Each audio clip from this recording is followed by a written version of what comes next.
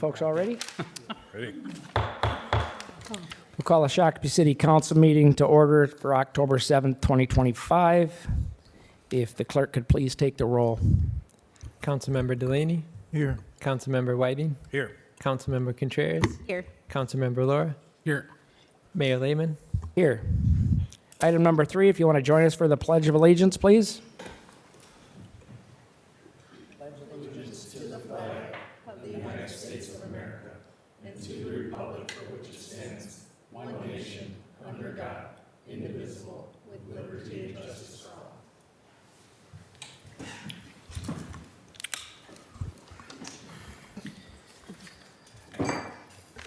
Item number 4, we have two special presentations. 4A is a presentation by Southern Valley Alliance. Officer Davis, welcome, and Good evening. you can go ahead and pull that mic closer if need be. Okay. Good evening, Mayor and City Council members. Thank you for having me here tonight. My name is Josh Davis. I am the Investigations Sergeant for the Shakopee Police Department, and I also serve on the Board of Directors for Southern Valley Alliance. As you're aware, October is Domestic Violence Awareness Month, and now more than ever, it is imperative that the City of Shakopee recognizes and works to combat domestic abuse. Southern Valley Alliance is the only organization to provide services to victims of domestic abuse in both Scott and Carver counties. In our last fiscal year, SVA served 225 victims in Shakopee alone. In addition, we answered over 2,000 calls to our crisis line and assisted victims and survivors in their greatest time of need by providing crisis intervention, emotional support, resources, housing, and safety planning. SVA is a prevention and solutions-focused organization that partners with law enforcement, healthcare, social services, and community members in Scott and Carver County. Southern Valley Alliance was founded in the early 1980s in Belle Plaine by local women who had experienced domestic abuse. In January of 2024, SVA moved to Shakopee. As I'm sure many of you are aware, once we moved to Shakopee, we had a 20% increase in the demand for our services because victims had a better opportunity to reach our advocacy center and our staff that was there. As a community-based and community-funded organization, Southern Valley Alliance is facing significant federal, state, and local funding cuts. Amidst these cuts, it is important that the City of Shakopee recognizes Domestic Violence Awareness Month and does all it can to support victims and survivors today and throughout the year. We encourage community members to follow us online and to learn more about what SVA does. So again, thank you for having me tonight. Questions? Mr. Lara? I have a question. There's statistics out there that showed during COVID that there was an intake of domestic violence reports.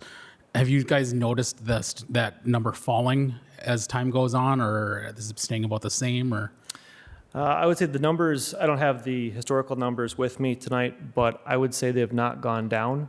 I would say partially because of our location change and just our ability to get in front of victims, our numbers therefore have gone up. Okay. So I wouldn't necessarily say that the post-COVID numbers have shown a decrease at all. So I don't know what the nationwide numbers are. Sure. Councilor Contreras? Here's a quick question. Anything we can do as just anyone who's watching or is interested with all these cuts, something that we can do to help alleviate a little bit of these cuts? Like, how can we help SVA? I would say one of the most important things for community members is to call their legislator to let them know that funding is being cut at a variety of levels. And it's happening to a lot of nonprofits, not just SVA, but it certainly impacts our organization a lot. In addition to some of the things I mentioned here, SVA does a lot of temporary housing for victims of domestic violence, and that housing is expensive. to provide apartments and places for people to live who are perhaps fleeing domestic violence. And without that funding, we can't provide that housing. And so I would encourage citizens to call their legislator, make them aware of the importance of the continued funding for these nonprofits. I think it's been very evident in the news, the fraud that's been happening with so many nonprofits, and I think that puts the good ones under a bigger microscope and makes it harder for us to get the funding we need because of the people that have abused the system, unfortunately. So SVA is doing it the right way. They're going, working with the state to get the right funding the right way, and then in turn using the funding for the right things. And so it's a great organization. That's why I'm passionate about it and serve on the board, and they just need to make sure the funding continues. Mr. Lara? If there's no other questions or comments, I'd like to. I have some comments. My comments are a couple. First, can you share the contact information for the public, website or? Yeah, it's svamn.org. Thank you. Second, it's not only for domestic violence for women, it's also for men. And it is a great program. They're in a good location. They've got good footing underneath them. They've been in service for a long time, so they know exactly what they're doing. And the call load is sometimes rises because of various things, but it's also sometimes when economics are not as rosy as people would like it to be. So there's a lot of that plays into that. But the bottom line is violence of any type is never acceptable toward anyone. So kudos to all you and your folks do. It's a great program, and you help a lot of people. So Thank you. we appreciate that in the community.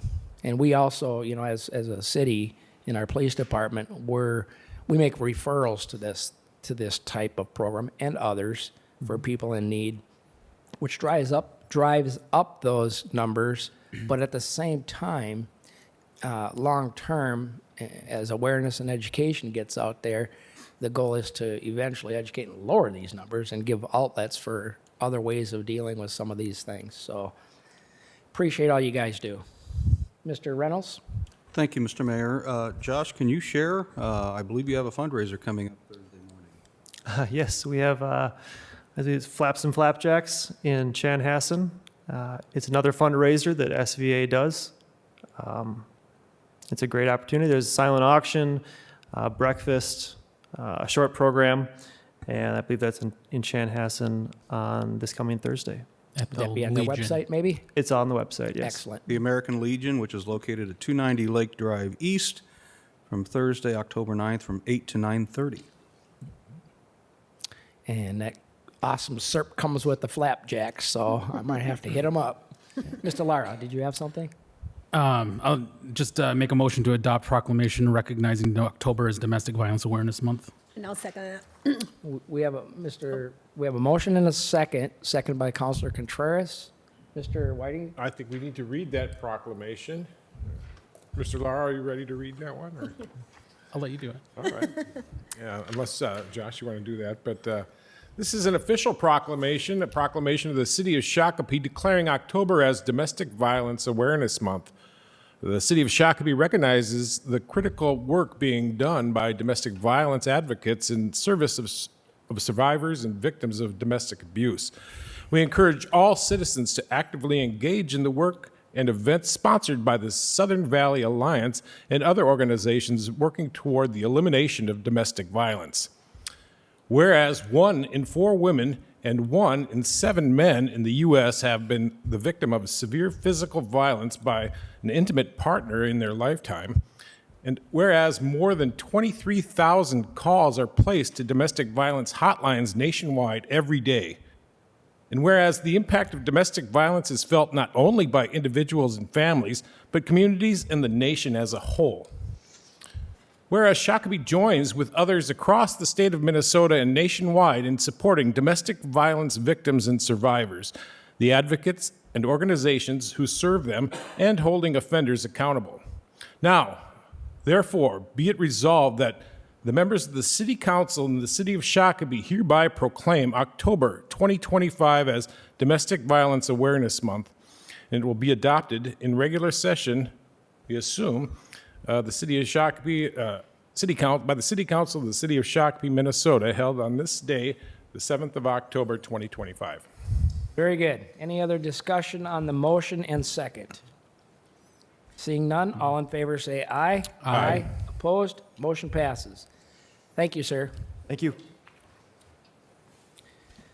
Moving to 4B, Shakopee Superintendent Mike, Shakopee Independent School District 720 Superintendent Dr. Redmond to discuss upcoming referendums for the City of Shakopee School District.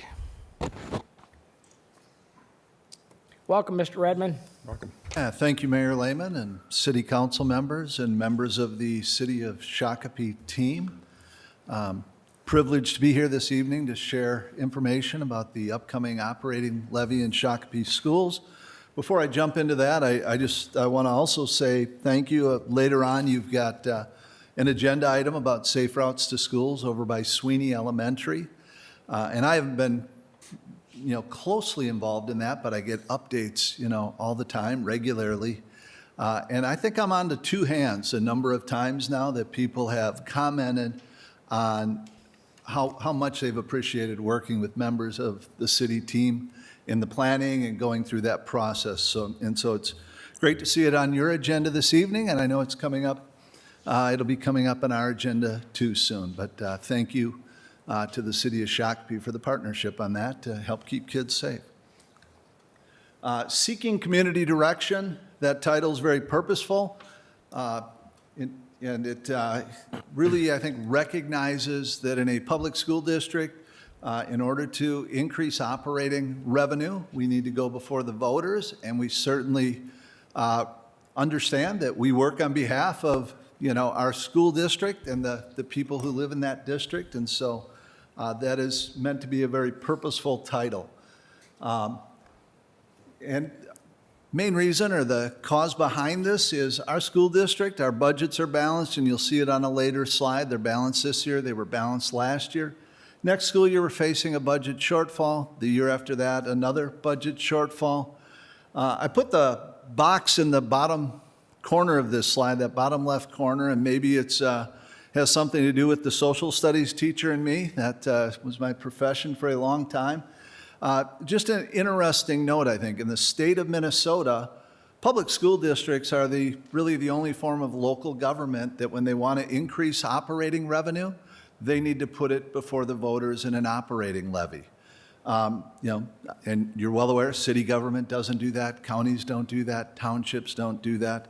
And then being a little slow on the uptake, I was at a community event, one of the grand opening things, and happened to be chatting with County Commissioner Beer. And it was the first time that it really dawned on me that in addition to this, another oddity, cities run elections, counties run elections. Public school districts typically do not, except for this form of operating levy. And so I think it's probably the most egregious other duties ever assigned in my career as an educator. But our Director of Communications and Strategic Development, Tiffany Olson, she is now also running an election on top of her other job. So sorry to get on my social studies soapbox. I'll get back to the levy. The why, if we boil it all down to one thing, it's really over the past 4 years, state funding, our main source of funding, something called the General Education Formula Allowance, also referred to as per pupil aid, state aid, a lot of other names. That has fallen well short of inflation over the last 4 years. I point out that is not a new phenomena. It's fallen short of the rate of inflation, as this graph shows, for longer than that. But I want to point out the different colored arrows on this diagram. The blue arrow to the left, that's 4 years ago. That gap shows the difference between what public school districts in Minnesota actually get. That's the orange dotted line. And then that blue line is what school districts in Minnesota would get if the state was providing this funding at the rate of inflation. 4 years ago, the distance between those two lines, or the gap, was the length of that blue arrow. In just the past 4 years, you'll notice that gap has widened. If it had stayed the same, I wouldn't be here, we wouldn't be holding an operating levy.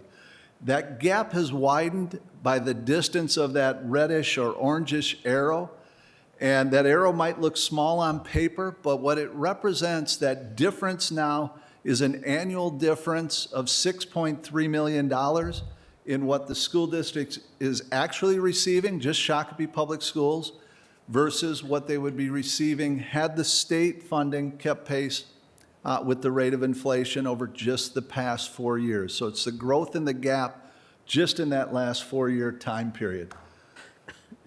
The school districts in that black box, not going to read them all off, but they're the districts that we compare ourselves to. They're in the neighborhood. They're similar in size. We compete in all kinds of things, athletics, activities. Those school districts over this school year and last school year combined have made $98 million in budget cuts. So this is not a Shakopee-only challenge, these financial challenges. Many school districts across the state. The green check mark shows what I'd said earlier. You know, our budget has been balanced this school year. It was balanced last school year. Next school year, 26-27, we're facing a $7 to $9 million budget deficit. The year after, $1 to $4 million. If you total that, that would be $8 to $13 million. Later in this presentation, we're going to focus on $11 million as kind of a target that we've been using in our financial, kind of setting our financial expectations. Part of the proposed solution, and really I don't think it's proposed, this is the plan, it's going to happen, is we are going to cut $3 million from our operating budget for the 26-27 school year, irrespective of any of the results of the operating levy questions. And then prior to the 27-28 school year, cut another $500,000. Same thing, irrespective of levy results. And then another part or possible part of the solution is the 2-question operating levy. Question 1, you'll notice a kind of a bright red banner that says tax neutral. Question 1 is asking the voters to approve an increase in per pupil funding of $620 per pupil. That's a hair over $5 million per year. We have a unique situation in which this year we're paying off our construction debt for the building of Eagle Creek, Jackson, and the West Pool. And that annual payment, which is paid by the taxpayers of our school district, is $5.16 million. That goes away at the end of calendar year 25, so our taxpayers would no longer be paying that in 2026.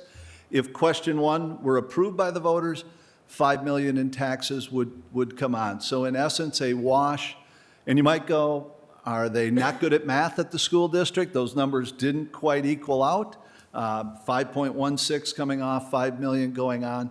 That's because construction debt is calculated through net tax capacity, operating levy through referendum market value, so the tax calculations aren't identical.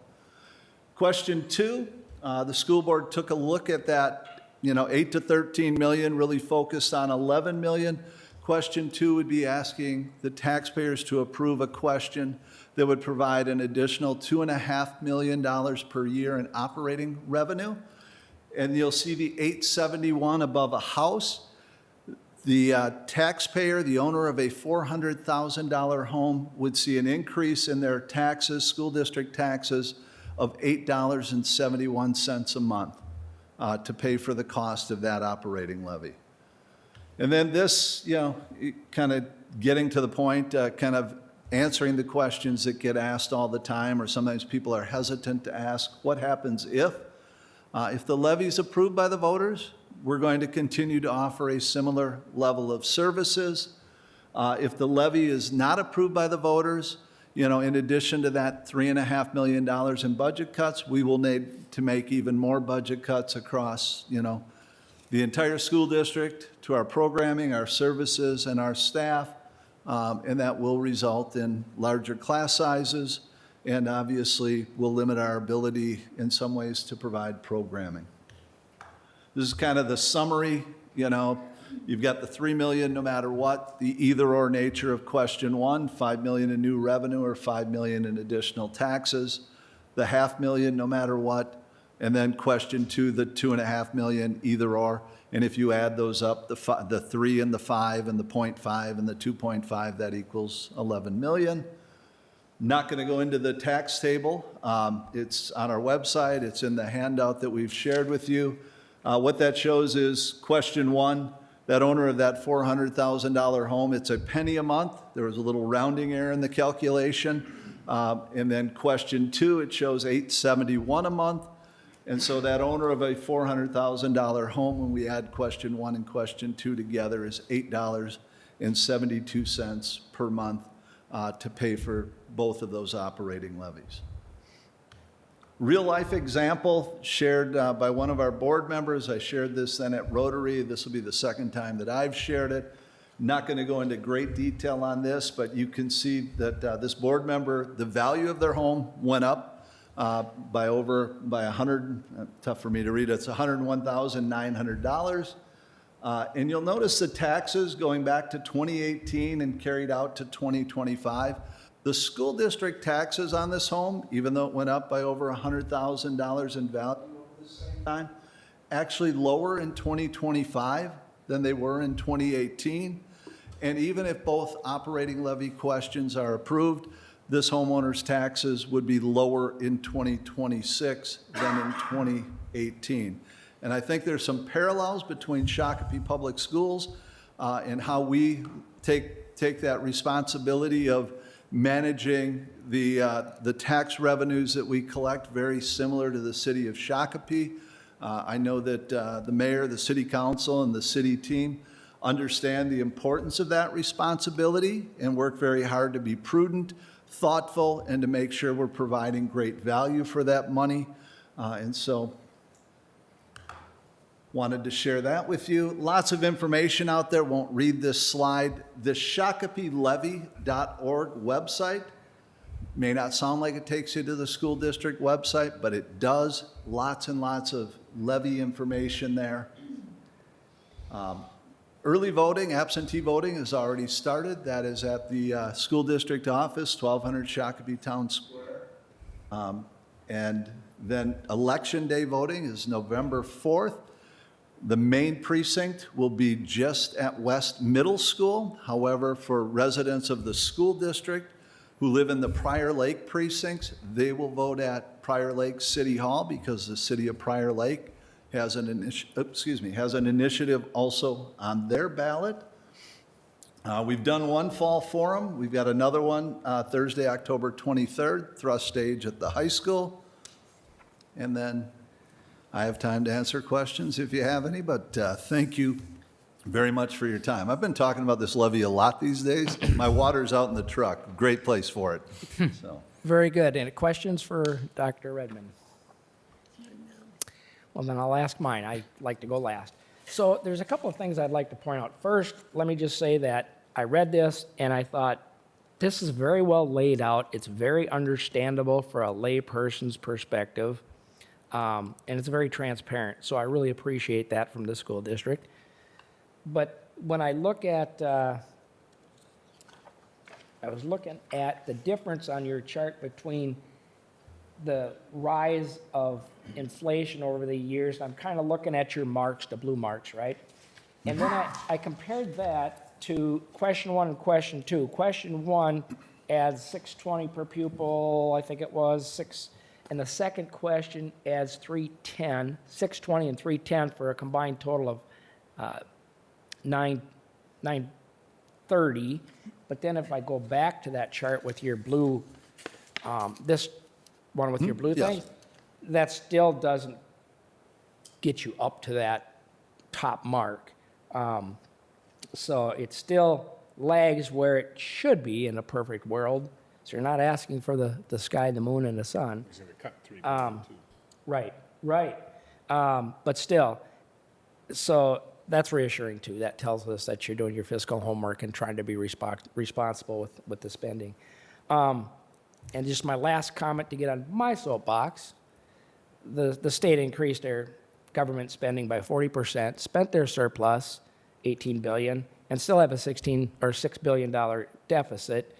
And apparently, none of that went toward per pupil funding. And if it did, it Some was of it went towards that, not enough went it towards was that. inadequate. And knowing the situation they put themselves in, we're seeing that across the board. So I appreciate the format of this and the transparency. Share that with the board for me, please. Certainly. Thank you very much, Mayor. Any other questions for Dr. Redmond? Thanks for coming. Thank you, sir. Thank you. I appreciate your time, and have a good evening. You too.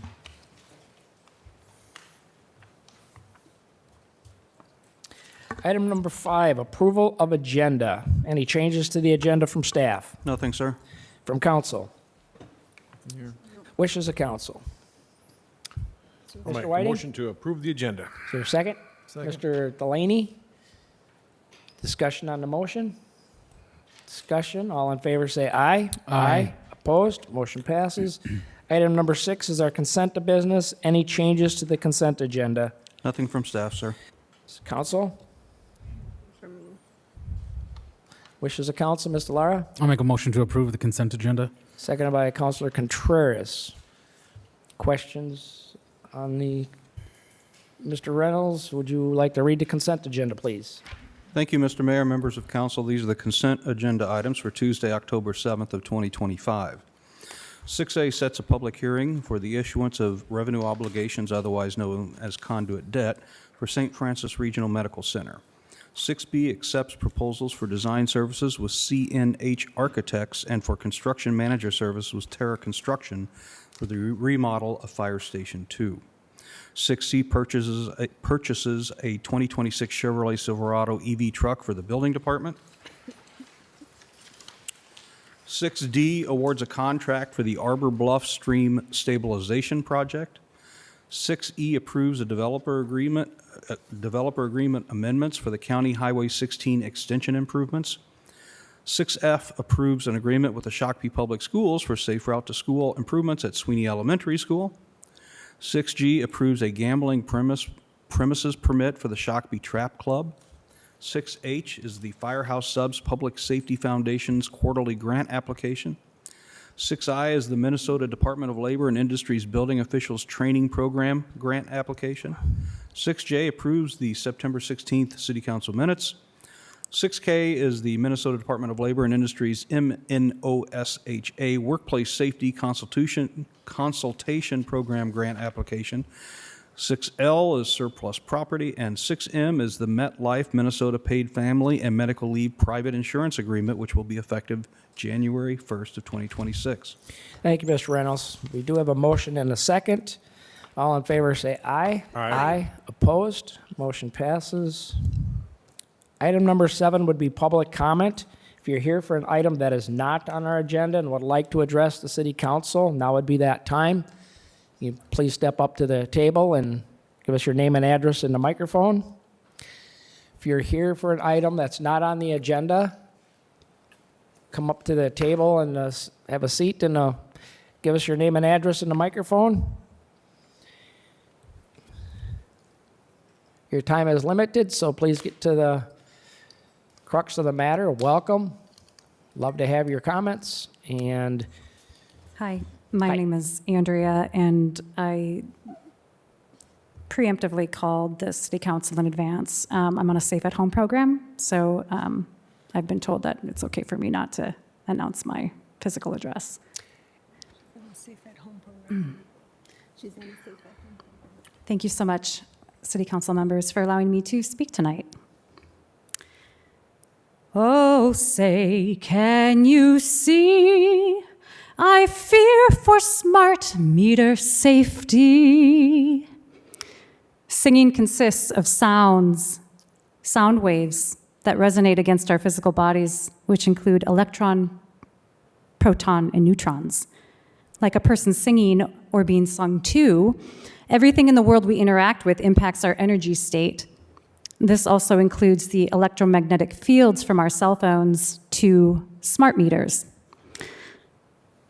Dear City Council members, earlier this year, I approached SPU committee with the intent to advocate on behalf of my family member's home to protect her health against the harmful effects of electromagnetic fields with respects to the forced implementation of smart meters. Since that time, we collectively dealt with what I would perceive as negligence on behalf of the council to review in depth the research links that I provided to literally thousands of studies showing the impact of EMF on health. This was represented by a letter addressed to my family member just a couple days after I spoke to the council. It would be quite a feat, to say the least, in perusing thousands of studies in such a short time frame. In addition, my family member has experienced exponentially increased non-compliance, monthly penalties, as well as a shut-off of utilities, which I had to mitigate while on business travel, causing unnecessary harm to my family member's health.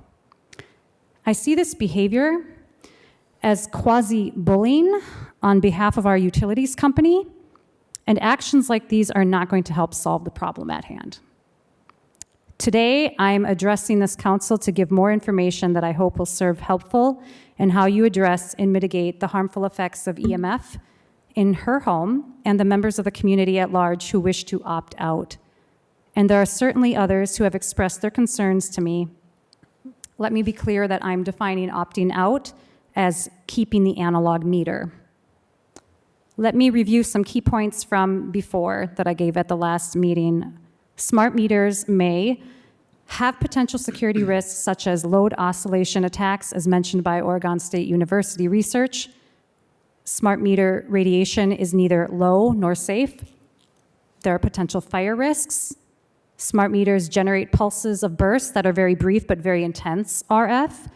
They emit these millisecond-long RF bursts on average 9,600 times a day, with a maximum of 190,000 daily transmissions and a peak level emission 2.5 times higher than the stated safety signal. There's accumulating evidence that human exposure to these brief high-intensity pulses are particularly provocative in promoting electrohypersensitivity syndrome, which can include headaches, excessive fatigue, brain fog, insomnia, heart palpitations, high blood pressure, endocrine and thyroid problems, body pain, leg cramps, dizziness, tinnitus, and a general feeling of ill health, in addition to other symptoms. RF radiation penetrates deeper in children who are at particular severe risk. It also poses risk to pollinators and wildlife. Smart meters can increase the dirty electricity. 24 states have opt-out programs for smart meters. The manufacturer of smart meters that has been engaged for Shakopee homes here has warned shareholders that, quote, "We may face adverse publicity, consumer or political opposition, or liability associated with our products. We may be subject to claims that there are adverse health effects from the radio frequencies utilized in connection with our products. If these claims prevail, our customers could suspend implementation or purchase substitute products, which could cause a loss of sales." And you can find that in the SEC filings, which I'd be happy to submit a link to all of you. Now, new to the information here is number one, a World Health Organization-backed study has found strong evidence linking cell phone radiation to cancer in laboratory animals. Number two, the competitors like Xcel Energy and Minnesota Valley Electric Cooperative offer a complete opt-out plan in which people can keep their analog meters. SPU does not.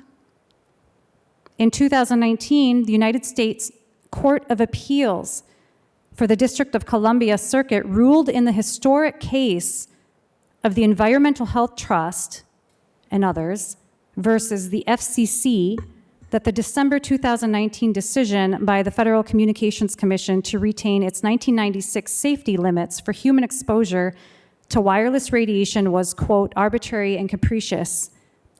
I read to you directly from the EH Trust website, quote, "The court held that the FCC failed to respond to quote, record evidence that exposure to RF radiation at levels below the Commission's current limits may cause negative health effects unrelated to cancer. Further, the agency demonstrated, quote, a complete failure to respond to comments concerning environmental harm caused by RF radiation. Ma'am, Yes. you've got about a minute left. If you could sum it up, please. Okay. The court found the FCC ignored numerous organizations, scientists, and medical doctors who called on them to update limits, and the court found the FCC failed to address these issues. The FCC now must provide a reasoned record of review for the thousands of pages of scientific evidence submitted by Environmental Health Trust and many other expert authorities in this precedent-setting case. In other words, the FCC has not updated its EMF regulatory guidelines, and we have products being developed in the world today that are being put out into the marketplace, such as these smart meters, that may not represent present-day scientific findings, and it is with a great sense of urgency that I'm asking your council to dig deeper into these health implications. I believe that this is crucial, especially given the rollout of 5G products, and as an example, you can look at your own cell phone in which you can switch the settings of LTE 5G or 5G Auto. These are the types of conscientious questions that need to be explored from council members to smart meter companies in the sense of asking, is it possible that these options are here as a preemptive approach to health implications, as with the cell phone example? Where there's risk, there must be choice. Since you've been made aware of the harmful effects of EMF, in addition to links I gave months ago that direct you to thousands of studies that were made available to you, I'm given no other choice but to serve a notice of liability should you continue in this policy of a forced implementation of environmental pollution in my family member's home. I implore you to create a waiver with no financial burden upon my family member's home who wishes to keep her analog meter as is. Let's not entertain the legacy in the history of lead, asbestos, tobacco. EMF is an issue that deserves immediate attention of our local and federal government in order to protect our children and adults. Thank you. Thank you. Time has expired. Let's hang on. There might be questions for you. Anybody have questions? Were you allowed to ask questions? Have you started the appeal process with the Shakopee Public Utilities? There is I'm sorry. Have I started the appeal process? Yes. Yes. Okay. And I have stated in the last council meeting, which I think you were present at, that the opt-out plan that has been suggested by the council is really not an opt-out plan, according to the scientists whom I've been in contact with. And I'd be happy to put you in touch with those scientists in New York. Let me clarify something here. There's a difference between the SPU Commission and the Shakopee City Council. When you say council, it sounds like you're referring to this body, which does not have authority over the SPU Commission. Okay. Okay? Two separate entities, and the controlling governing body over the SPU Commission would be the State Public Utilities Commission. Well, I have contacted the So it's great that you're here to help put this information out to the public. We do appreciate that. I certainly appreciate your view because I don't disagree with some of what you're saying. However, we are not the controlling entity. So we couldn't change it if we as a body wanted to. That is the Shakopee Public Utility Commission, not Council Commission, and the State Public Utilities Commission, which Okay. oversees them. right, Okay? and I just wanted to clarify that there's No, a I difference of appreciate that. authority there. I appreciate that because I think even when I was speaking at that council meeting, I saw familiar faces. Commission meeting. And so, or the commission meeting. And so I am at a loss as to what I can do in our own city to advocate on behalf of people who do not want these in their home. You're doing what you should be doing is you're coming to us and utilizing the ability to put this out publicly to the rest of the residents and businesses in Shakopee that may have interest. Yeah. Okay? I'm So just concerned that the commission, to where we're trying to advocate, is not taking seriously our concerns. And I did actually make a call to the state commission and got sort of the same, red tape bureaucracy. Welcome Yeah. to my world. yeah. Deal with it every day, state, fed, you name it. It's not, you're not alone in that one. Yeah. Everybody has seen it. We Sure. appreciate your time. Thanks Thank for you. coming down and educating the population on the subject. I appreciate Thank it. Thank you. you so much. Is there anybody else that would like to address the city council on a matter that is not on our agenda? Seeing none. Item number 8, business removed from the consent agenda. There is none. Item number 9, a motion to recess for Economic Development Authority meeting would be in order. Councilor Contreras. I'll make a motion to recess to the EDA. Is there a second? Second. Mr. Delaney, discussion on the motion? Seeing none, all in favor say aye. Aye. Opposed? We'll call to order the Tuesday, October 7th meeting of the Shakopee Economic Development Authority. Please make note of the roll first, but I would also like to point out on our agenda that was sent out that it noted our next meeting is November 4th, but due to Election Day, that's going to be moved to November 5th. So some of you might have updated agendas, but that should be noted. All right, item 2. Mr. Lehman. Mr. Chair, I'll make a motion to approve the agenda. Second. We have a motion and a second to approve the agenda. All in favor, say aye. Aye. Any opposed? We'll move on to item number 3. That is our consent business. Mr. Lehman? I'd like to remove 3A. 3A. All right. What are the wishes? Mr. Lara? I'll make a motion to approve the consent agenda as modified. Second. We have a motion and a second to approve as modified. Any discussion? Discussion? All those in favor say aye. Aye. Opposed? Passed unanimously. All right. We'll move on to that item, it looks like. So let's pull that. Item 3B. 3A. 3A. Yep. Mr. Lehman. Mr. Chair, I just have a hard time having the city pay its taxpayers paying for environmental studies on a private property. And I have to ask, how much is the property owner actually paying for this when they have an interest on making sure their property is sellable and at what level it's sellable at? Mr. Kursky, you want to address that? First off, you want to give a little premise of what we're talking about here. Certainly, Mr. Chair and board members. So Shakopee Public Utilities, and we've been working with them. They are in the process of acquiring the adjacent property to this as part of the due diligence of the proposed buyer. The letter of intent has been shared with both the city attorney and our redevelopment attorney. They're in the process of doing a purchase contract. One of the issues raised by Spuck and one of the issues raised actually by our consultants is soil that'll be reused on the property today, per the agreement we have, is coming off the property. So there's, for instance, on the northwest corner, there's 50 feet of organic materials, which currently is gassing off methane. So Brian Intertex had a lot of history with this site, and their suggestion was to move forward with this study, identify any soils that could remain on site and be used by the city in the park areas, and how they would necessarily have to be treated since it will be used in city property. So that's one of the main goals in this, is to identify those areas, for instance, that are gassing methane right now, take them, figure out a way to reuse them on the property so they don't have to be hauled off. We do have a letter of intent that has been signed by a developer, and they're in the process of finishing their purchase agreement.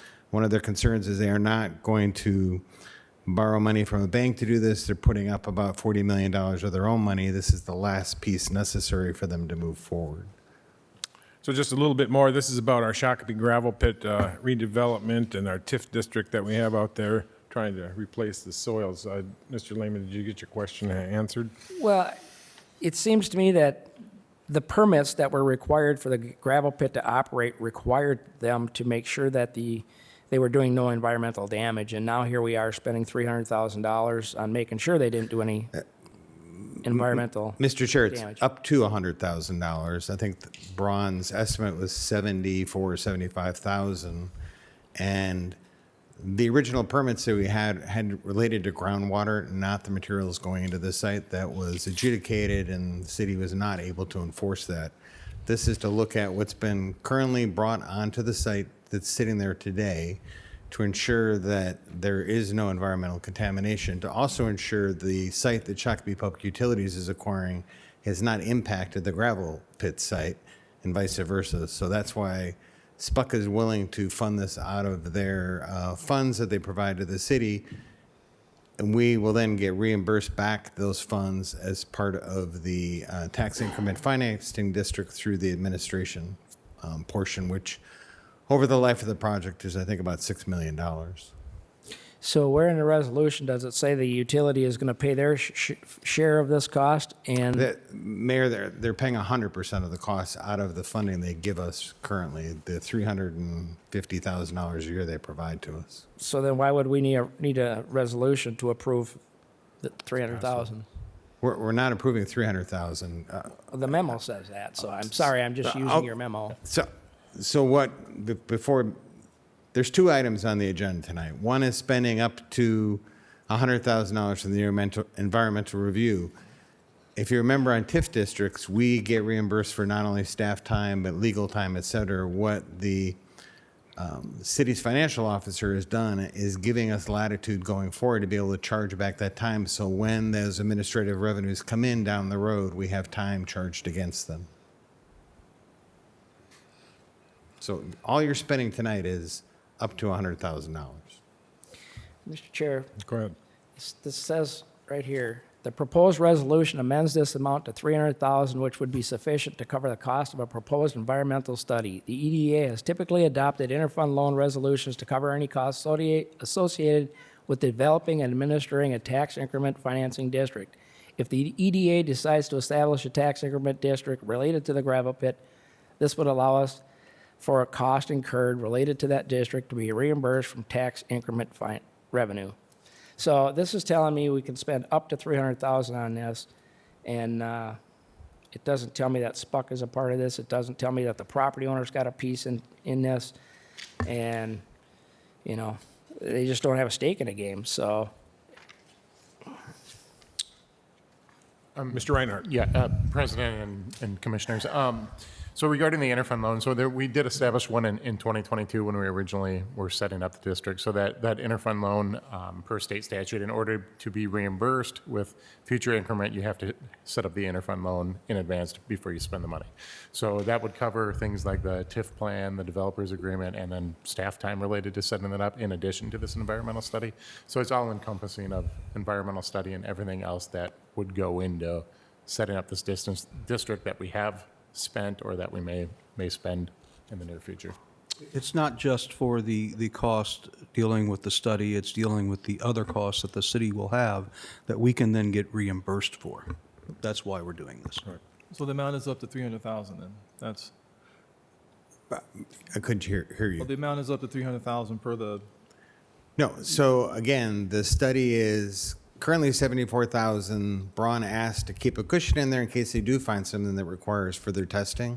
They actually have done a lot of work on this site over the past 3 or 4 years and told me that we're lucky to have a younger gravel pit versus some of the other ones they've worked on. The additional funds, as Mr. Reinhardt explained, will be paying, you're going to be seeing a lot more materials as we move forward in this project to reimburse the city because you're only allowed to get reimbursed if you pass this resolution. Otherwise, it's out of pocket. And so state law requires us, we don't know what those funds will be, but I think Mr. Reinhardt's setting it at a number that he thinks based on other districts that we will spend that we can get reimbursed both for staff time and legal counsel. Any other questions? So to me, this is doing our diligence on that property to move this. We understand that this is not something that is a property that sells the next day to a developer because it requires so much work. And unfortunately, we didn't test the stuff that was going in to fill the pit. So that one caught us by surprise, and I hope we use that to train other people when they get gravel pits. But to me, this is something that needs to be done to get this project going. Mr. Lehman? Mr. Chair, Sandtech was hired during the mining operation to make sure that what they were putting in was clean fill. And if the people that the business hired to do that for them didn't do their job, that's not our obligation. As I recall, it was water well testing. It wasn't sand It testing. was both, and it was Sandtech that specifically did the gravel or the sand part back in, or the gravel, the sand actually. because they're selling the gravel. And it's not our property to have a vested interest in. The vested interest is in the property owner to make sure that they have a viable, sellable piece of property. If they want to spend $300,000 to make sure that the property is clean for a purchaser, then they should be able to get the dollar amount the market would bear for a clean piece of property. If they do a study and find out it's not a clean piece of property, then they should be lowering the price to the end user, knowing that the end user is going to have to pay that cleanup cost. Right, and we've had that argument when we Yeah, we have. established this TIF district, but the TIF district was established. We understand that it's going to take some work to get this property moved. And- So, and- Mr. Lara, you had a...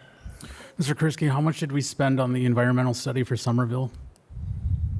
For the building on Somerville?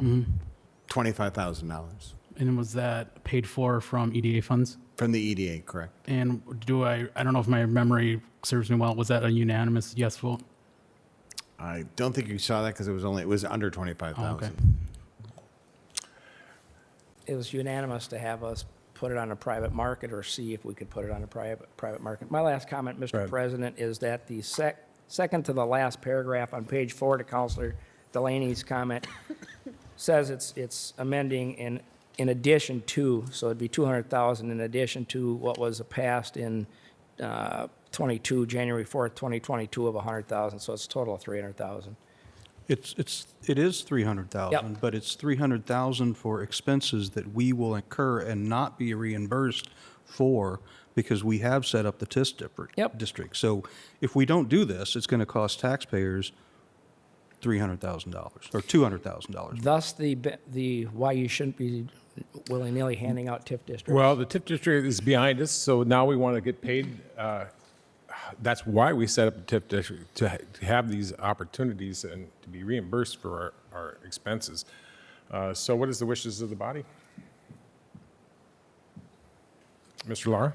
I'll make a motion to adopt Resolution E 2025-004, Resolution amending Resolution E 2022-003 regarding an advance of certain costs in connection with the tax increment financing district within the Minnesota River Valley Housing and Redevelopment Project Number 1. I'll second it. We have a motion and a second. Any more discussion? Discussion? All those in favor say aye. Aye. Opposed? Aye. Motion passed 4-1. All right. We have next on our agenda 4A. And that is, no, that is 4A. Is that 4A or No, That was that was 3A, so now we're on to 4A, which is Mr. Kursky, Planning and Development for the Braun. Why do we have this twice?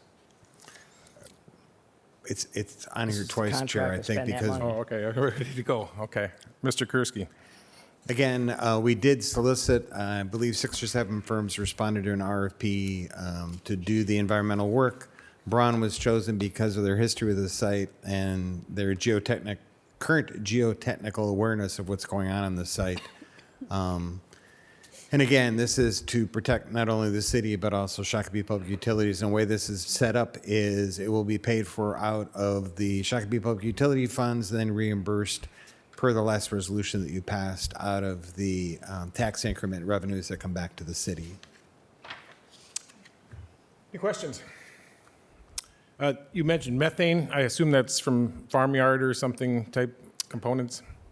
Probably. It's 50 feet deep, they said, on the corner based on their preliminary testing. And that would come out with the VOCs, correct? We'd be able to find that through the VOCs? Yes, thank you.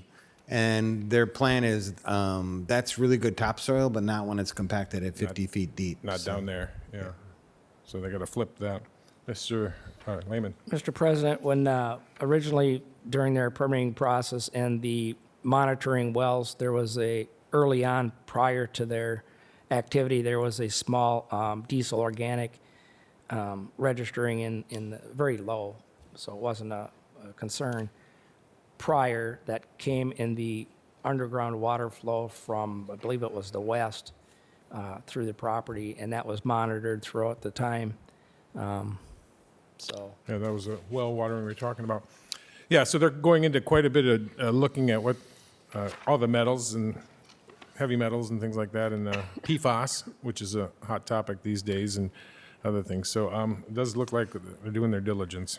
And Chair, the reason why it's fairly extensive is most of the site, if you remember, is either going to be public park or residential. They have a much higher quality of standard, and having a water treatment facility next to it raises that standard even higher. So we want to make sure there's nothing that could impede residential development, water quality development, et cetera. And we don't want to poison our water from our soils. What's the wishes of the body? Ms. Contreras.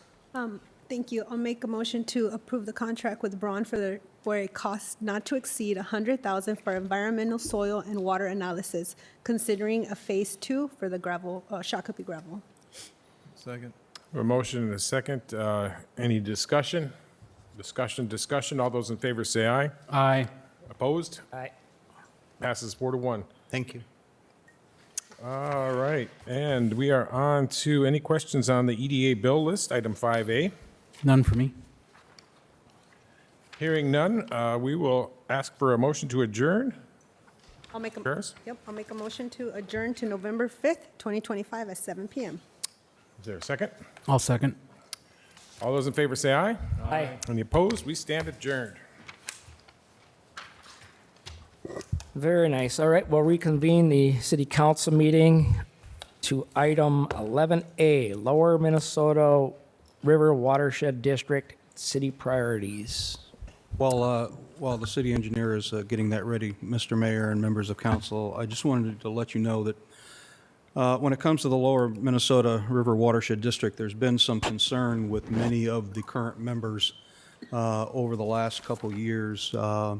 Even last year, they had a 60% increase in their budget that they originally had proposed, which was generally for education and administration issues and not for actual projects. That has a lot of the members have been discussing, really if they want to continue to be a part of this. I would suspect that you will see something in the future from some other governmental units that will ask us our opinion on this. So I just wanted to make that clear to you. If we did withdraw, Scott County Watershed District would then be the organization that we would work with on these projects. So just an FYI, with that said, Mr. Engineer. Before you start, Mr. Reynolds, there was another watershed that went through the south side out by Valley View, went through our drainage system out through Southbridge, and that one, we had that conversation a year or two ago where they weren't putting aside dollars for expansion, maintenance, and stuff on the watershed assets. And I think that was resolved. I think Yes, sir. that was a different Yep. watershed. Yeah, that's the Prior Lake, Spring Lake Watershed District. Okay. And we have a very small portion of that, but the channel cuts through us to the Minnesota. And most of other people's water was coming through us. Correct.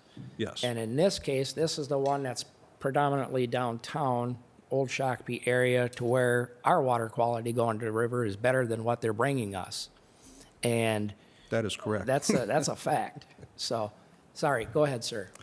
No worries. Thank you, Mr. Mayor and council members. In the meantime, while those discussions are being had, I wanted to provide you an update on the Lower Minnesota River Watershed District's Watershed Management Plan update, that they are beginning that process, and how the city's priorities fit into that plan update. I'm here before you tonight to get your feedback on staff's recommendations for our priorities in Shakopee to include as the watershed begins their plan update. A little bit of background and history on the Lower Minnesota River Watershed District. Mr. Mayor, you were just talking about this. What's the watershed's purpose? Their purpose is to protect, preserve, and use natural water storage and retention within their watershed. Their purpose is to plan and protect and improve water quality improvements within the district. They want to establish uniform policies. So when you have multiple cities, multiple agencies, and counties within the watershed, there's a clear distinction on what those policies are throughout the entire watershed, and to prevent, promote, and to protect water systems, wildlife, and water recreational facilities. I think we can all agree that those are all great goals and great purposes for the watershed, and a lot of our priorities in the city align with those same goals. The watershed district did hire a new district administrator this year. That's Will Little, PhD. He comes with a vast experience working within watersheds and a history of living and working outdoors. He's a big picture thinker, and the watershed's very excited to bring him on board. Linda Loomis was the previous watershed administrator, and she held that role since 2013, so she's been there for 12 years. So this is the first time we're experiencing change on the administration side, and we don't necessarily know how that's going to impact the city of Shakopee. However, his goal and vision is to update this management plan with his goals in mind. The lower Minnesota River watershed district's boundaries span the Minnesota River essentially from Carver to the Mississippi River confluence with the Minnesota River. That includes the counties of Carver, Dakota, Hennepin, and Scott counties. Again, just portions of those counties are located within the district boundaries. The northern portion, Mr. Mayor, you alluded to this, within downtown Shakopee is located within the district. And within the lower Minnesota River watershed district, the city is the LGU, which is essentially means we're in charge of permitting within the district. We have established our own rules and design standards that we ensure that others adhere to. The watershed has allowed us to do that within the district outside of two specific areas within the watershed. Those are areas that are located within the FEMA 100-year floodplain, which is essentially only along the Minnesota River, which we don't have a lot of new development or activities that take place in those areas, or areas that they call high-value resource areas. And essentially, there's only a very small portion of Shakopee, which is on the very east end by the Boiling Springs that drains to the Eagle Creek River, or Eagle Creek, sorry. This is a map of the city of Shakopee. The black dashed lines are the city's border. The lower Minnesota River watershed district area is shown in yellow. So the majority of the city of Shakopee is within the lower Min. The blue area is the Scott Water Management Organization. And the very southeast portion of the city of Shakopee is within the Prior Lake Spring Lake watershed district. So the watershed management plan update. Currently, the previous plan, which is the current plan for the watershed, it was adopted October 24th, 2018. That's a 10-year plan, which includes the watershed's goals, policies, and management strategies. It also includes funding priorities for future projects over those 10 years. And this is really similar to what the city's comprehensive plan is. It establishes their goals and things that they want to achieve over that 10-year period. That plan expires in 2028, and they are beginning the update process similar to what the city of Shakopee will be doing as we update our comprehensive plan. As part of that plan update, Minnesota rules requires the watershed districts to engage with their partners within the watershed. So they are reaching out to all of the agencies, the counties and cities, and asking for those agencies to provide summaries of relevant watershed management goals and our input on local water related issues, our water management goals, and the officials' controls and programs. Essentially what they're looking for is what's important to the city of Shakopee as they update their plan. And when we look at things that we think are important or believe are important, we want to make sure the watershed also aligns with those and understands where we're coming from. I'm going to be walking through our city staff's recommendations that we would like to submit to the watershed. But through this presentation, I'll be looking for feedback from the council, whether it's on these specific issues or beyond this. We have a month still to provide these recommendations. So I'm going to give you what my ideas are and our thoughts, and a lot of these are based on the city's adopted stormwater management plan, and you can provide feedback as we go. But essentially this first slide shows what we believe are water-related issues that also that the lower Minnesota River watershed district also experiences. In the city of Shakopee, those issues really are erosion issues at gullies and steep slopes along the riverbank and bluffs. We've seen that in our Minnesota River riverbank stabilization project, that is an issue that stems directly from the watershed. We agree that there's flooding and rate control issues with new developments and standards that need to be adhered to watershed wide, so we don't experience flooding downstream within the watershed. We agree that improving water quality and maintaining those water quality standards is an important goal for the watershed to have. And we also would like the watershed to continue different funding partnerships within the district. A couple of the priorities that are specific to Shakopee would be chloride reduction, because chloride and salt are a pollutant to water, and also water quality and nutrient removal. We want to make sure that the water we send downstream is cleaner than when it comes into our city. Questions? I have one. The erosion issue, is that because we don't want sand, gravel, and dirt getting into the river, or is it we don't want banks to wash out and cause flooding issues? Yeah, it's a little bit of both. So the erosion issues that we experience are mainly due to the high volume and flow rate of water that's coming through the Minnesota River. But also we have sediment-laden water that's coming upstream in the watershed as well. So I would focus mainly on the erosion issues that you're seeing in the banks from the river flows as the higher priority in the city of Shakopee. And we're recognizing that the historical floods have increased and gone up. And if we're going to try to fight Mother Nature with the dollar, we're gonna be broke. That's true, and I'll get into some of the other priorities that can potentially address that later on. Okay. The next is a little bit of a highlighting of what the city's current water management goals are. Now, these are specific to the city of Shakopee citywide, not necessarily within the watershed, and these are directly taken from the city's adopted stormwater management plan. So this was part of our comprehensive plan update where we established these goals. I will walk through these and I can get into detail if you'd like, but the goals that we set out as a city are to limit public capital expenditures to control excess runoff volume rates, and essentially we do that by, with new developments, making sure that developments put in stormwater management basins and systems to manage the new runoff that's generated from those new development areas.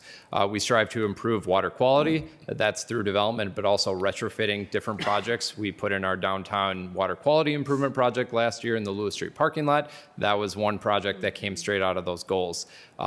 That project also addressed preventing flooding and erosion by putting the chamber system in the parking lot. We're able to store water upstream before sending it down to the Minnesota River. And addressing erosion is straight out of the Minnesota Riverbank improvement project. We promote groundwater recharge, essentially recharging the groundwater aquifer. We do that. Luckily in the city of Shakopee, we have really good soils in the majority of the city, so we can infiltrate that stormwater as it enters our stormwater system to recharge that aquifer. We strive to protect and enhance fish and wildlife habitat and recreational facilities. That's when we develop new areas. We are protecting trees. Our tree preservation ordinance is really a good example of that, to protect fish and wildlife habitat.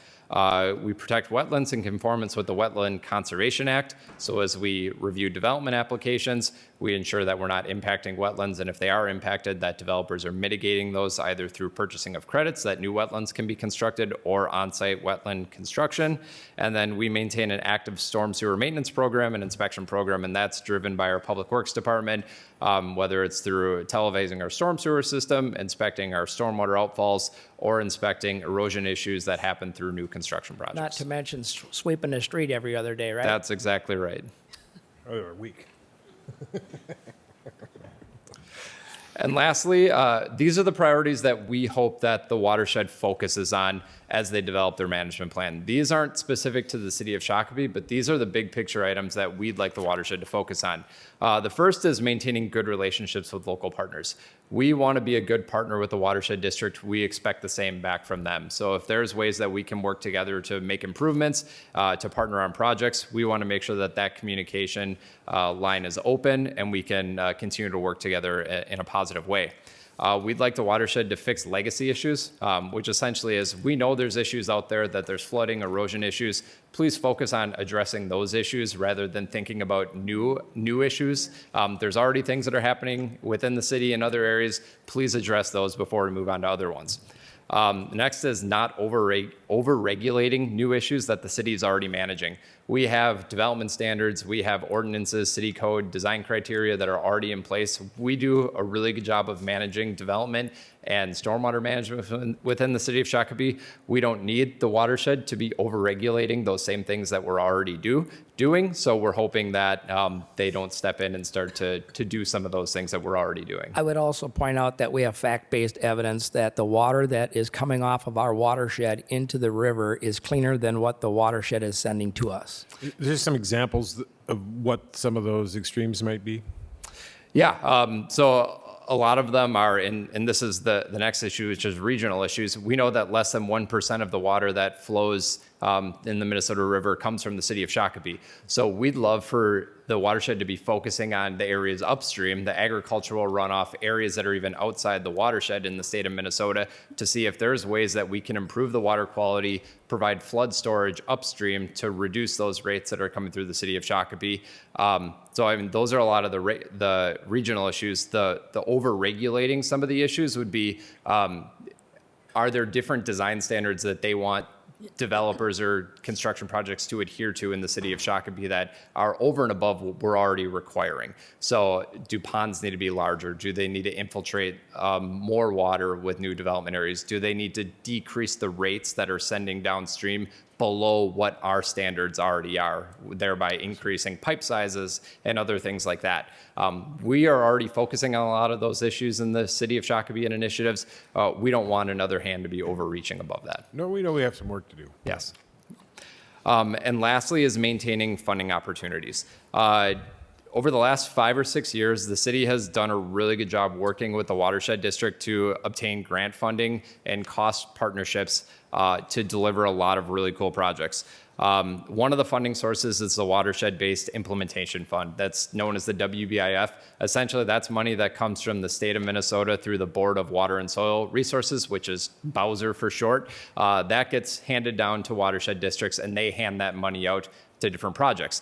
The city has received 52% of the lower Minnesota River's share of that WBIF funding over the last 5 years. So again, we've partnered with Lowerman to deliver a lot of really cool projects, and they've focused a lot of that funding to the city of Shakopee. We hope that continues because we do a really good work in Shakopee, and driving that funding in reduces the amount of tax funding that goes to fixing a lot of those improvements that we know a lot of them stem from outside of the city of Shakopee. We've received about $260,000 over the last 6 years based on that WBIF fund. And secondly is we've received, I've got the amount here, sorry, over $425,000 just in cost share participation that's outside of this grant funding from Lower Min, that they've worked with us on our projects, that they've just given their own money towards those projects. Some of them are the Ridge Creek project on the south end of town. We reestablished the channel, the Prior Lake Outlet Channel through that project. They've committed funding to the Minnesota River Bank Stabilization Project and also partnered with us on the Lewis Street parking lot improvements. We hope that funding stays if we stay within the watershed district and they continue to focus on delivering really good projects that address all of their initiatives and issues within the watershed district. So with that, I'm happy to stand for questions and collect input from council. Otherwise, my goal would be to take this feedback and deliver it back to the watershed as they develop their plan. Questions? Start over here. No questions. Mr. Whiting? Yeah, thank you. You'd mentioned Scott County Watershed District. Now, they tax more than the Lower Min, right? I need to look up the amounts that they do. There's state statute requirement, or there's state statute provisions for how much a watershed can actually levy for their operating funds. I can't compare off the top of my head, but I can get that information how they My compare. concern would be that if Scott County took over this territory, that Shakopee would just be a drop. They already got all their stuff from Lower Min.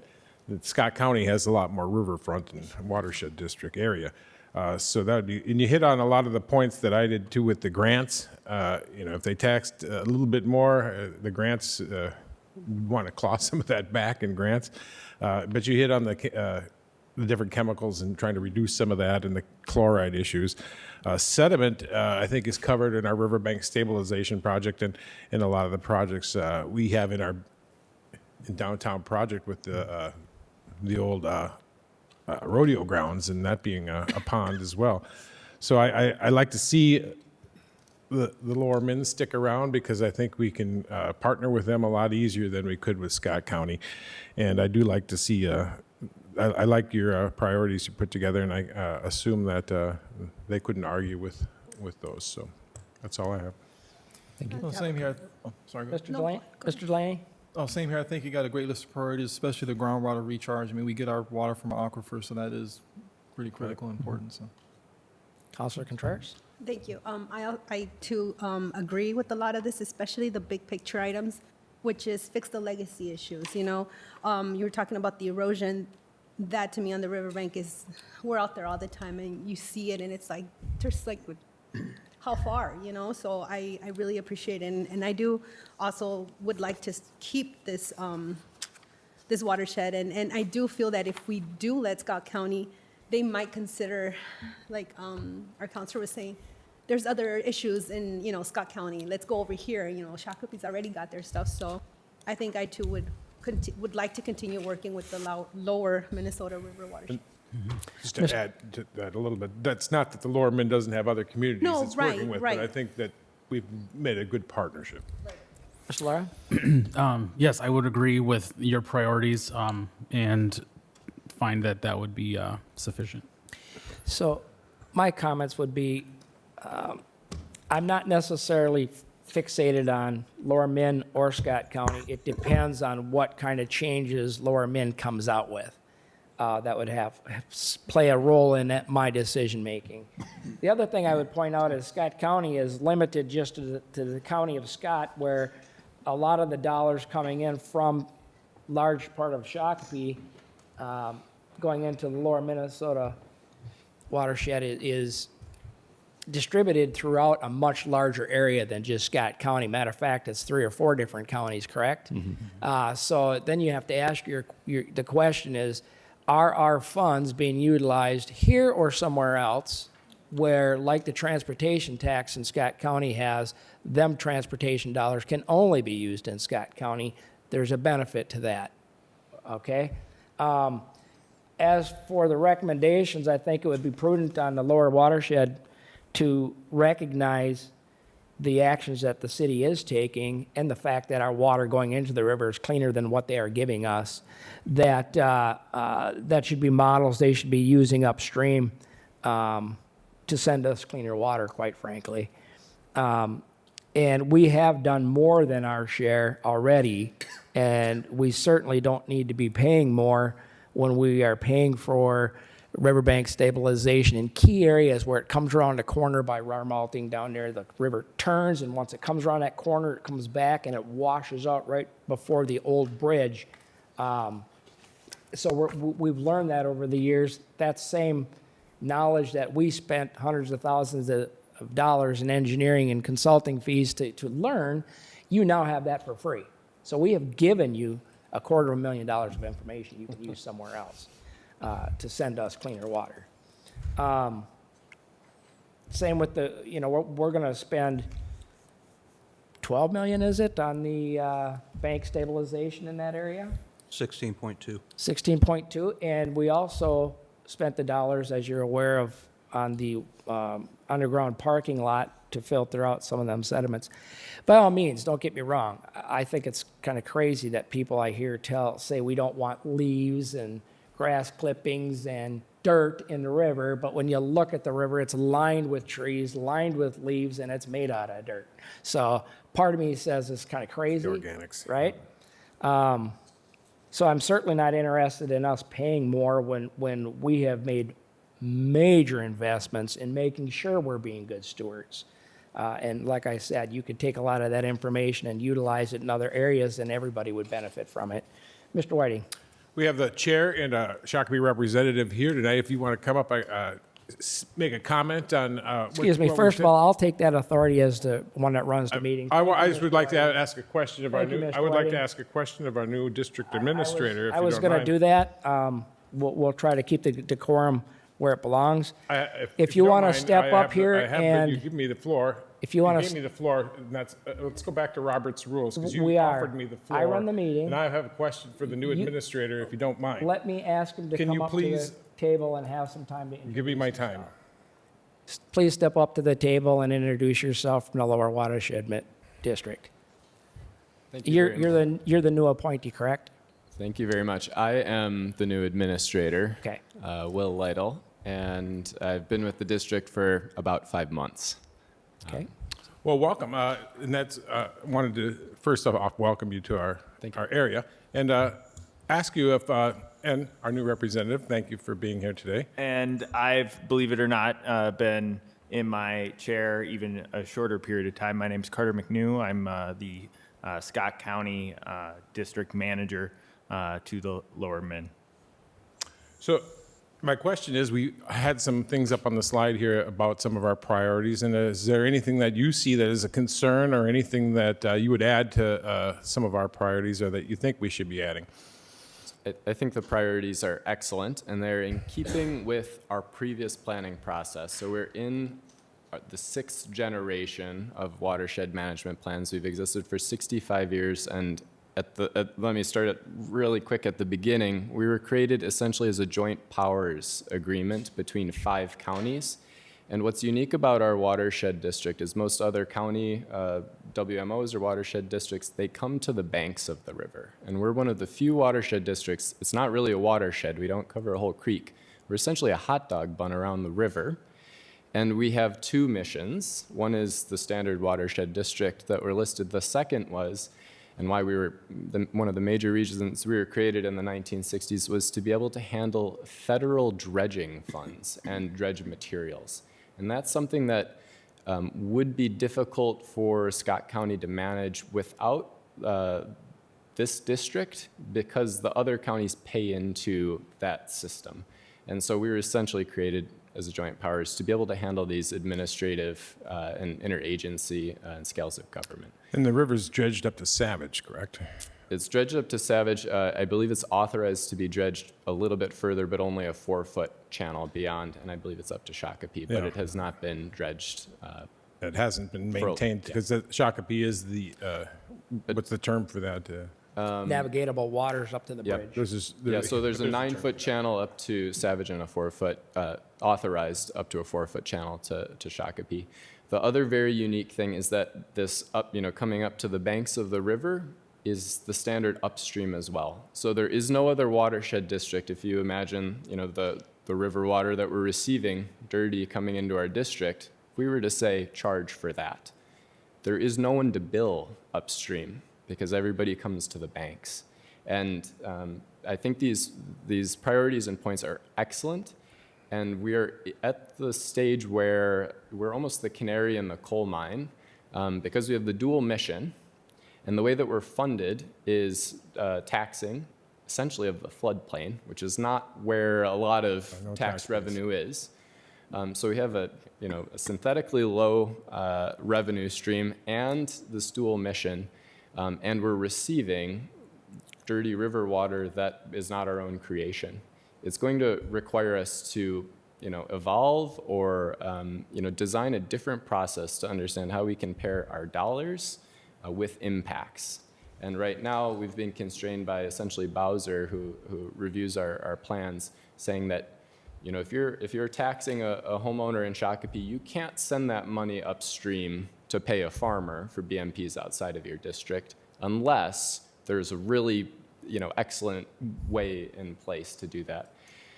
So what our district needs to figure out is, instead of saying this project or that project, we need to understand that where the dollars come from and tying the dollars to the impacts. And in some ways, that can be the carrot, and in other ways, it can be the stick. But essentially, we have this mandate to be able to enforce water quality and quantity standards. We're really the only organization that has the authority to do that, and we need to start doing it. And so I would recommend that you don't give us funding, you don't support us unless we carry on that mission. We're both new enough to this system that the bureaucratic overlays and the red tape is immense. Essentially, we want it to be easy to do the right thing and expensive to do the wrong thing. And right now, neither of those are viable. It's, we need to evolve using the best data and monitoring to understand, where finances should be spent and where they shouldn't. Is there any future plan that you're aware of through state legislation to create a watershed upstream from Shakopee? So there was a basin-wide authority, I believe, started in the 90s, and it was dissolved in the 20-teens. April of 2014. Yep, and essentially it was created. It had no power. It had no major power, but it had like 60 voting members. And essentially what ended up happening is there was this massive push-pull between urban and rural. And so one of our goals in our plan is to be able to understand and value cumulative impacts. So where water quality or water quantity is, impacts are happening. And also to be able to apply that framework fairly, whether it's coming from agricultural land, whether it's coming from stormwater, whether it's from residential, commercial, or industrial. And that it's not us choosing based off of where we live, how we measure or monitor those impacts. Is that here's the fair approach. Here's the fair approach. And we're going to require that some groups internalize the cost of their pollution that they have externalized. And we could say for the last 150 years, we can understand why this river was sacrificed for industry and development. But now we have to make a choice. Are we going to continue to subsidize certain practices, or are we going to fairly assign the value to those? I think taxpayers are paying for it either way. But we're paying for it with bridge log jams, washouts, a variety of emerging pollutants of concern. There's some things we have great data on, nitrates, phosphates. There are things that are question marks, PFAS, pharmaceuticals and wastewater streams, microplastics.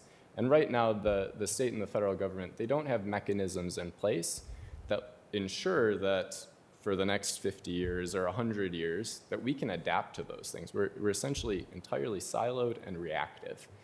And we understand how we got here, but that's not the future. There's no future in that methodology for this watershed district. The point I want to make is that not only is Shakopee's stormwater runoff cleaner than what's coming into our community, but we also have the benefit of having the Met Council sewer treatment facility, Blue Lake, that's also putting water back into the river cleaner than what's prior to Shakopee. So here you've got a community that's doing everything right, and you're telling us that you're going to substantially increase our costs because we're doing everything right and better than everybody else. That just doesn't make sense to me. So, Can I jump in here? So a lot of the stuff that you had brought up as major concerns are things that were already of me being on the job. And the truth is, Mayor, the finances of the district are in tough shape. I'm coming in to try and also clean things up. I've made it very clear that I don't support increasing prices or the levy across the district until things are actually running tip-top shape, because it is important for us to be good stewards of our residents' money. A big part of that is making sure that once we have justification, so we have a clean bill of health, and making sure that, as Mayor said, it's actually moved across all the different districts or the different counties fairly. Because really, we aren't looking to radically move funds from Scott County to Hennepin County or vice versa. So we're looking at how to do this fairly. There are really, you're correct that our levy our preliminary levy certification has substantially increased in the percentage rate for this year. We did a benchmarking study, and not only this year, but the last 2 decades, we have been taxing at an unusually low rate. We are far cheaper than Scott County, and it's created an issue with deferred maintenance and administrative capacity. The district has no staff. We only have contractors. And the turnover, essentially after the benchmarking study, we realized what had initially been proposed as a $1 million budget. After looking at our, adjacent WMOs and watershed districts, it would be $5 million based off of the same capacity. And so we just have this deficit. We've got the dual mission, and our money in and the money out are not in balance, and we need to get those. We need to do both. Ideally, we won't be doing property taxes as the major way that we generate funds. You should be taxed based off of your impact, and if you're doing the right thing, your tax should go down, and if you're doing the wrong thing, you can continue that practice. It'd be voluntary to change the practice, but it's almost like cleaning your room. If you've been shoving the dirty laundry under the bed, the house is not going to pay for a cleaning service to clean under your bed. You're going to have to clean it up. Let me give you one last thought that I have for you guys to think about as you move through this process. The water coming in is dirty. Shakopee does a great job. It's nice and clean. It leaves Shakopee. It gets to further downstream, eventually hits the Mississippi. Let's hypothetically say the water from in Shakopee is perfect. The water coming in is terrible. We get charged a whole bunch to make it really nice, right for our little area. It gets down to the Mississippi. It gets mixed in with all the other water, and you're back to square one. You've achieved nothing. Okay? So somehow it's a bigger picture of a lot of different entities all striving for the same thing, so that we're not harming each other in various areas. The goal. How we get there, I don't know. No, the That's goal up in to you this guys. approach would be to charge the polluters and to reward. If you clean the water, you get paid for cleaning it. And so we might be able to, right now we have this push-pull between environment and economic development. If a big data center wants to come in, instead of using groundwater, maybe they can use river water. And if they clean that water for us, we'll make it easier for them to cut through that red tape. And so we want to encourage the appropriate, secure economic development, workforce expansion in our region. Essentially, we're failing at both missions right now. And so we need to realign the way that we finance our objectives to be fair and stable and resilient. And that's the transformation that we need your input on. We need the city and the county to hold us accountable. The alternative is that we have a normal plan that has the minimum standards, or we get dissolved or absorbed. The water doesn't get cleaner. So whether it's us or Scott County or Hennepin County or Bowser administering this district, we're open to those if the water gets cleaner. Yeah. And if it's We're done back to the fairly. beginning where the water entering here is worse than what we're putting into it, but there's no controls to make the water coming here cleaner first. And that is the problem. And those conversations are being talked about is how do you expand the district? Do you work with partners? How do you actually get the people who are the problem, who are contributing to a large amount of the either pollution or the sediment or any of the number of issues that we're being held responsible for? And how do you create those relationships in a way where we can actually solve the problem? Since, as you said, I think it's clear that Shakopee isn't the problem. It might be legislative action that's needed upstream. Right.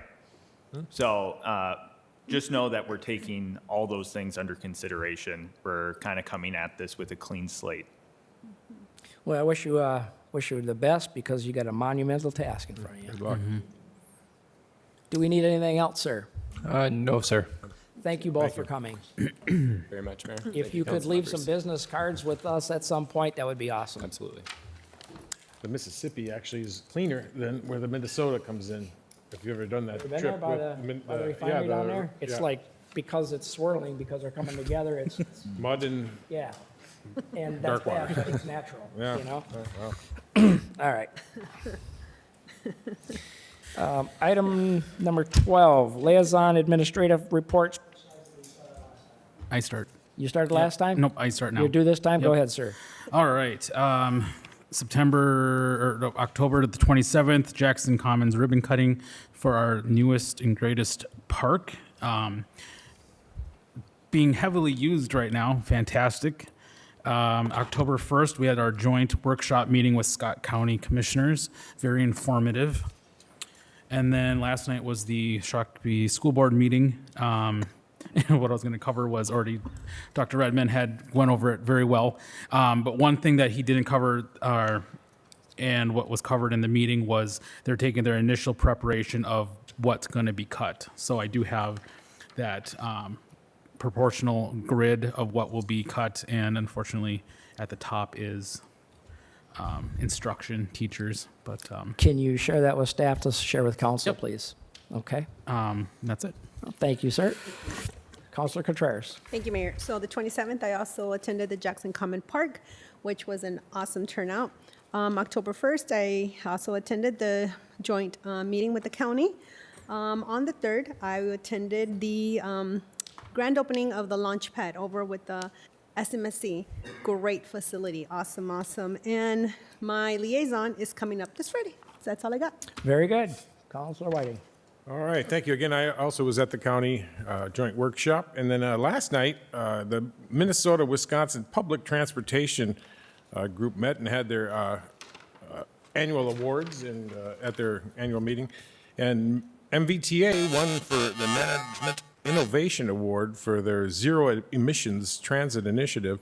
And I knew the electric buses were the only ones in the state, but I hadn't realized that they were the only ones in the region that has electric buses. So they're from Turkey, so they're not going to be easily attained. There are probably not going to be too many around anymore unless changes are made, but very efficient working shifts in our MVTA Connect. So we won that award. That's great. And I also handed out, you should have had the MVTA Coalition for Businesses. It's the MVTA Partnership Committee is doing that and working with other partners to see where they can be of help and utilize transit. So we've used these at Amazon. The partnerships have worked at Amazon and the Mystic Lake, and they've been in good communication with Valley Fair along with the amphitheater too to make sure their transit needs are covered. So if you guys think of any businesses that might need some transit support, get them connected with the Transit They're Coalition. doing some with like the Renaissance and all these Yeah, other big yeah. venues that need that. Yeah. Renaissance was, again, record turnout. We mentioned that at our last Do you meeting. know what the upfront capital cost on the electric bus compared to a regular bus is? I don't have that information If you offhand, could but it find was a that out, lot I'd be cheaper. curious. It's cheaper? Well, they were from Turkey, but they didn't cover for any federal funds because they weren't made in America. Okay. So they were trying to get the batteries made in America to cover some of the federal I'm just costs. trying to But see a you'll basis never side see by them side. again because of the. Yeah, I can take a look at that. All right. Is that it, Mr. Yeah, White? that's all I have. Okay. Counselor Delaney? Okay, so we had a County Highway 17 meeting with the residents over there. Of course, the county showed up and hopefully getting their questions answered from there, and that led to our joint meeting with the county. Also, Jackson Commons Park opening, which was, again, that's a beautiful park. Haven't been there. I have not. Probably won't see me do the bike field anytime soon. Also, as far as Shackle Lantern happened this past weekend, beautiful weather. Thank all the staff that was out there, all the vendors. It was a really great event. Also found a new pastry person. Love pastries, of course. Shakopee Public Utilities had their meeting yesterday. Looking at doing 2 grants for solar on public buildings. I think City Hall's one, plus the Spug Building's the other. AMI is mostly done, except for 109 electric. So working through about 8 water. They're working through 3 households are asking for opt-out side, are going through that whole appeal process. And of course, make sure you get out and vote for tower number 3, tank of the year. Everybody's got that email. Hopefully, vote once, twice, 3 times. It's a beautiful tank. If you look at the overall scale, we spent about $2 million to paint the tank. Again, that's just maintenance. Every 20 years, you have to go through and take care of business for that. The painting for that, typically we have Shakopee on one side and the emblem on the other side is included. This is just in addition to that, we decided to make that decision to beautify that tank and, of course, make it represent Shakopee as a whole, since we are an entertainment district. Is that wrap that we saw in That's the that wrap packet? you've seen there, yeah. Okay. So let's see. I think that might be it, except for 169 Coalition. No meeting till next month. We'll have some next steps discussions then. And I think the Council Connect got an email from a young man at Red Oak Elementary School. They are having a fundraiser. It's called the Readathon. They used to knock on the door and ask for that. So take a look at the website. It is electronic giving out. I had one kid knock on my door last year. It was more than one, but now I guess they're going electronic, so they're putting STEM to use. There you have it. Younger generation going electronic. Who would have thought, right? Yes. My report, September 27th, Jackson Commons Park. September 30th, Scott County Marshall Road Neighborhood Meeting, well attended, a lot of comments, a lot of concerns, and I actually have some ideas that I came up with that I'm gonna share with the county transportation people. If I get a chance, I'll share it with the city engineer. October 1st, we had a joint council, Scott County Board meeting. I thought that went very well. A lot of topics that we worked together on in partnership, and that's always good. Communications is always the hard one, and especially in the modern times that we're in where some do electronic, some don't, and then there's people in the middle. Yesterday, October 6th, was the Shakopee Fire Department open house, fire prevention. Got God, what a blast that was. I know I'm not a young kid, but it came out of me. I just enjoyed it and had a lot of fun.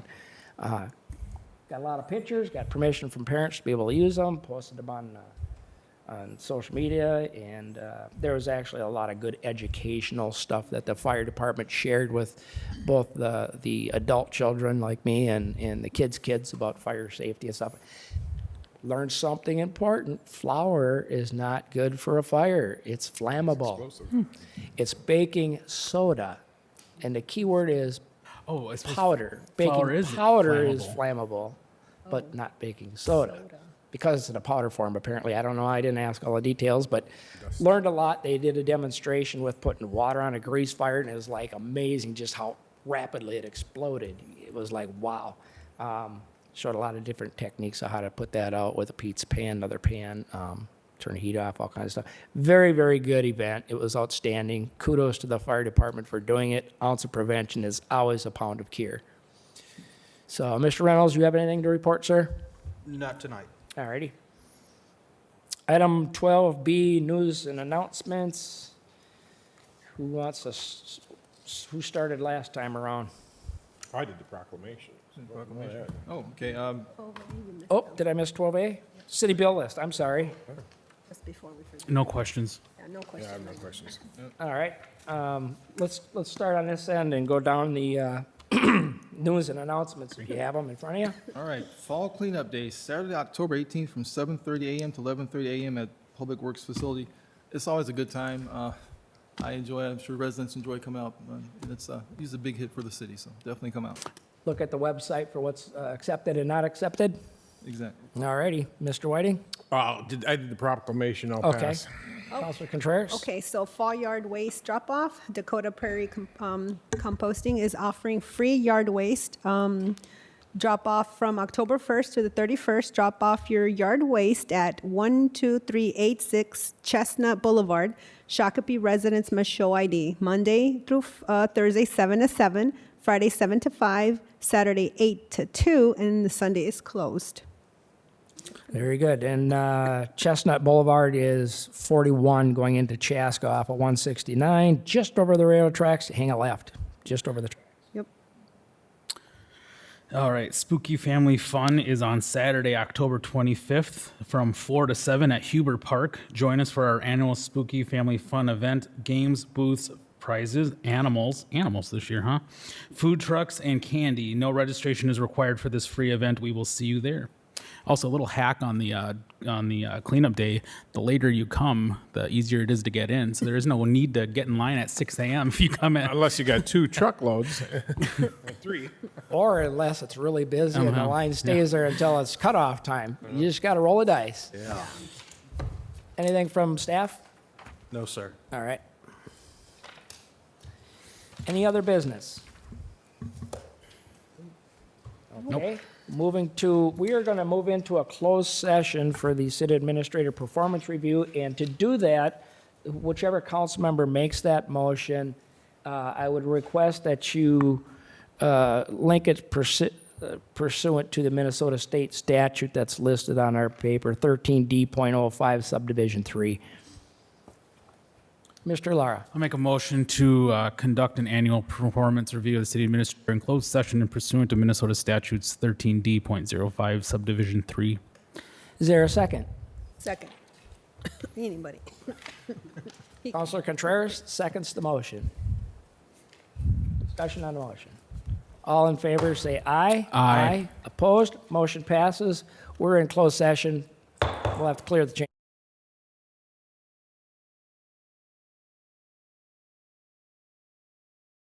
Next meeting. There we go. We are. Shakopee City Council is back in order after a closed session under state statute 13D.05 section subdivision 3 for city administrator performance evaluation, and there was no action taken. Mr. Whiting. Well, after that, I would make a motion to adjourn to October 21st at 7 p.m. Is there a second to the motion? Second down here. Any discussion on the motion? Seeing none, all in favor say aye. Aye. Opposed? Motion passes. We are adjourned.